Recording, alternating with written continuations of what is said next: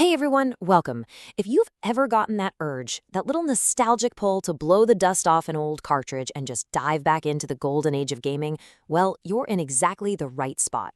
Today, we are going to break down how to find the perfect retro game console to kick off your classic gaming adventure.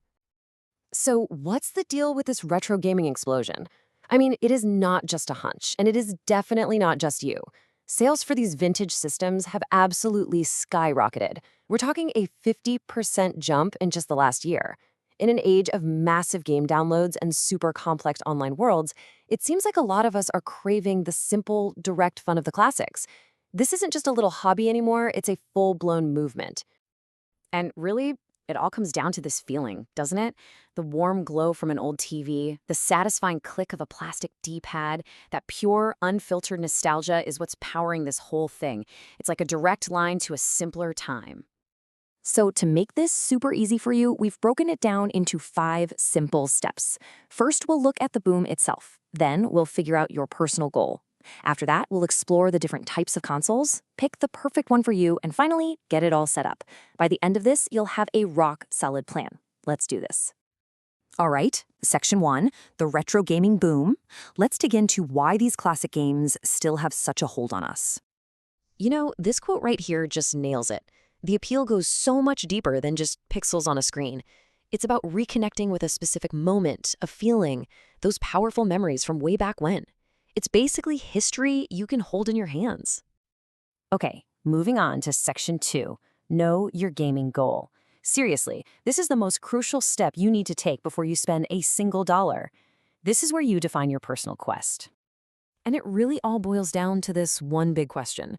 Are you a casual player who just wants to kick back and relive some fun memories? Or are you a serious collector, ready for the thrill of the hunt for those rare treasures? Your answer here is going to guide every single decision you make from here on out. The casual nostalgia path, well, that's all about easy access and having a blast without emptying your wallet. But the serious collector path, that takes more time, a bigger budget, and a real dedication to tracking down those hard-to-find gems. Look, there is no wrong answer here, but you gotta know which adventure you're signing up for. So, here's your action plan. First things first, make a list of your absolute must-play games. What are those titles you have to play again? Next, think about your favorite genres. Are you a platformer person or a fighting game fanatic? And finally, be real about your budget. And remember, it's not just the console. You gotta factor in the games and accessories too. Section 3, choose your console type. Now that you know your goal, let's talk about the hardware. There are really 3 main paths you can go down. First up is the real deal, original hardware. This is the path of the purist. Let's be honest, nothing beats the authentic feel of playing on the actual machine. But, and this is a big but, you're dealing with tech that's decades old. Parts can fail, and trust me, getting it to look good on a modern 4K TV can be a challenge. Next, we have modern reproductions. This is the path for the pragmatist. Think of these as clone systems. They play your original game cartridges, but they're built with brand new, reliable parts. And the best part? They often come with an HDMI port built right in, giving you a perfect blend of that classic feel with modern convenience. And finally, there are the all-in-one emulation consoles. This is the path of pure, unadulterated convenience. You get one little box that's often preloaded with hundreds, sometimes thousands of games from a ton of different systems. It saves a ton of space and lets you explore a massive library right out of the box. Okay, Section 4. Now we get to the really fun part, picking your perfect console and finding your legendary gear. And where else could we start but with the original console war, the heavyweight title bout?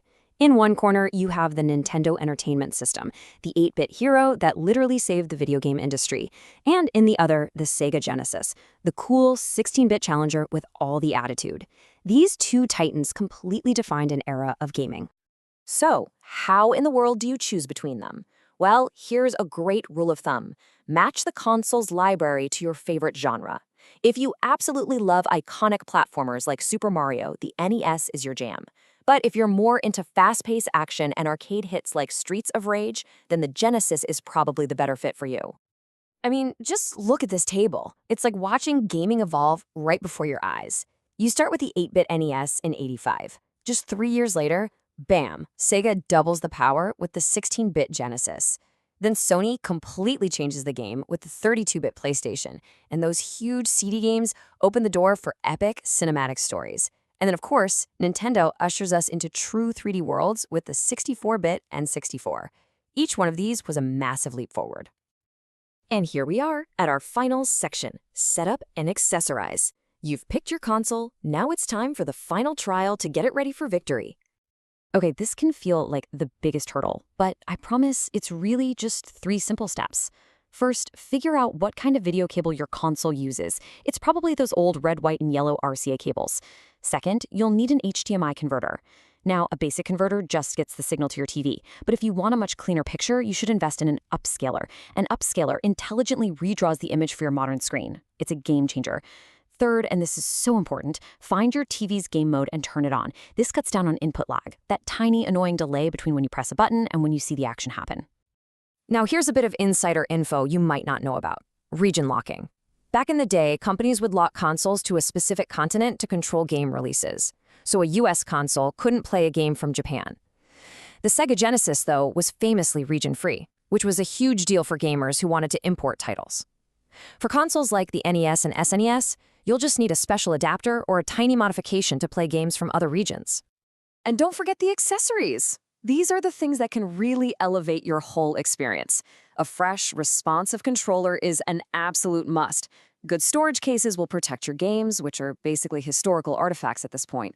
And, like we said, a good video upscaler can make a world of difference for how these classics look and feel.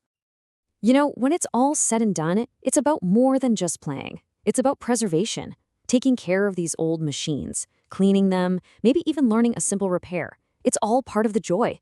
You're not just a player anymore. You're a curator of gaming history, keeping that magic alive for years to come. So you have the map. Your own personal retro gaming journey is waiting for you.